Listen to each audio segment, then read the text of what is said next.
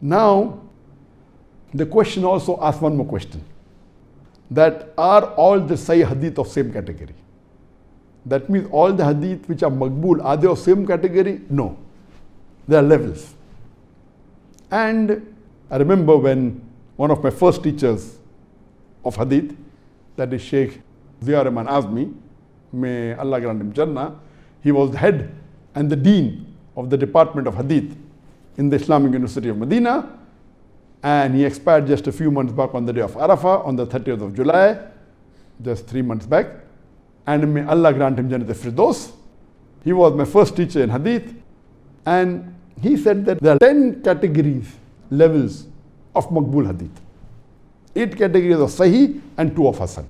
Imam Bukhari, in his Jami Sahih, he put additional criteria for making a hadith Sahih. Besides the 5 criteria which I discussed, Imam Bukhari put his additional criteria which are stricter. Then only said, I will include in my Jami Sahih. I'll give you an example. Normally for hadith to be Sahih, the narrator should be of a minimum level of category 5. The Muhaddithin, they have written the history and biography of all the narrators, and they have given 12 levels to the narrators. Number 1 is Sikka. All the Sahabas come in the Sikka, means the best. Number 1, truthful. Then 1, 2, 3, 4, last is Khazzab, liar. So if the narrator is up to level 5, it can be counted as hadith which is Sahih. Imam Bukhari, he says, in my Silsila Sahih, in my Sahih Bukhari, I will only take narrators up to level 3. That means he is putting a stricter condition. So if Bukhari put additional criteria to make it more authentic, if it's a hadith in Sahih Bukhari, it's a high level. Imam Muslim, who was a student of Imam Bukhari, he put few additional criteria of his own. He said, I will take narrators only up to level 4. 4 and above. Bukhari said 3 and above, 1, 2, 3. Muslim said, I will take up to level 4. I will not take level 5. His additional criteria. So, the Muhaddithin, they say that number 1, the highest hadith is that hadith which is muttafiq alayh. That means the hadith which was compiled by Bukhari, and he said it is Sahih in his Sahih Bukhari, and the hadith which were compiled by Imam Muslim in his Sahih Muslim, and it occurs in both of them. So if it occurs in Sahih Bukhari and in Sahih Muslim, it is called as muttafiq alayh.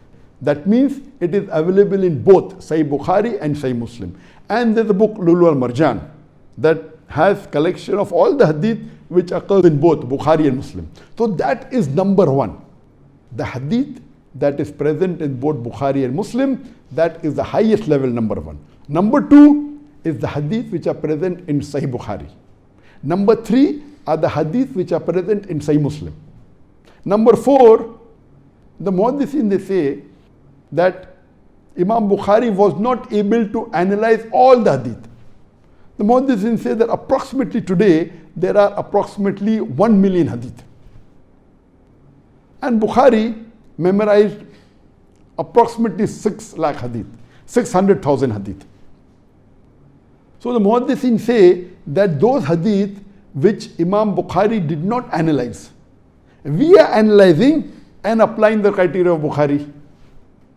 Then the Muhaddithin, they say that those hadith which Imam Muslim did not analyze, we are applying the criteria of Imam Muslim on those hadith which Imam Muslim did not analyze, and we are telling this fulfill this criteria.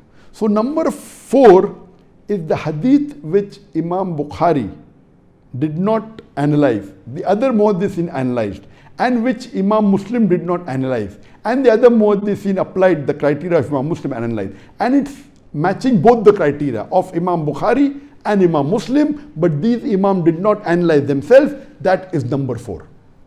Number 5 is those hadith which Imam Bukhari did not analyze, but fulfill the criteria of Imam Bukhari. That comes to number 5.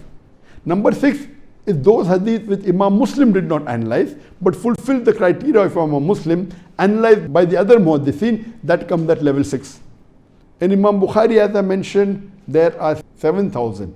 563 hadith. Even in Sahih Muslim, there are 7,563 hadith.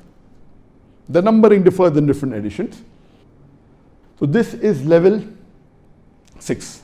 Level 7 is a Sahih hadith with continuous chain, which doesn't fulfill the criteria of Bukhari and Muslim, which fulfills the normal criteria of Sahih hadith which I discussed, 5 criteria of Sahih hadith, but it is a continuous chain. Number 8 is a Sahih hadith fulfilling the 5 criteria of Sahih hadith, but it is a broken chain. Number 9 is a Hasan hadith, little bit doesn't fulfill 100% of Sahih, but very close to it, with a continuous chain. That is number 9, Hasan hadith with a continuous chain. And the 10th category is Hasan hadith with the broken chain. So these are the 10 categories of Sahih hadith. This science of hadith, it is very vast. And believe me, if you compare to how the historians approve any historical fact, and they say, okay, this is historically correct. There's a criteria which normal non-Muslim historians, when they agree that this is historical fact. But the criteria put by the muhaddithin for a hadith to be sahih is multiple times stricter. It is multiple times more difficult. It is multiple times more stringent, as what the historians do. That's the reason if for a hadith to be sahih, I just told you the brief of it. It's not that easy. Every narrator, his history has been written. There's a rijal, all in detail. It is so difficult.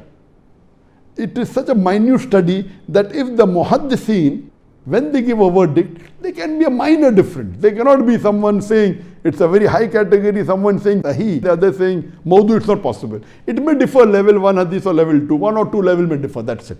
If authentic, good muhaddithin, they refer and they check. So this is the science of hadith. It is not possible for a layman or a person like me, who's just a student of knowledge. I cannot decipher whether say sahih or dhaif. I have read about the criteria, but I am not qualified at all. So this, to classify whether the hadith is sahih or dhaif or mawdu or which level of sahih, it is the work of a muhaddith, specialization. And in the recent time, one of the famous muhaddith, as I mentioned, was Sheikh Nasruddin Albani. And he has done a great job, Sheikh Nasruddin Albani.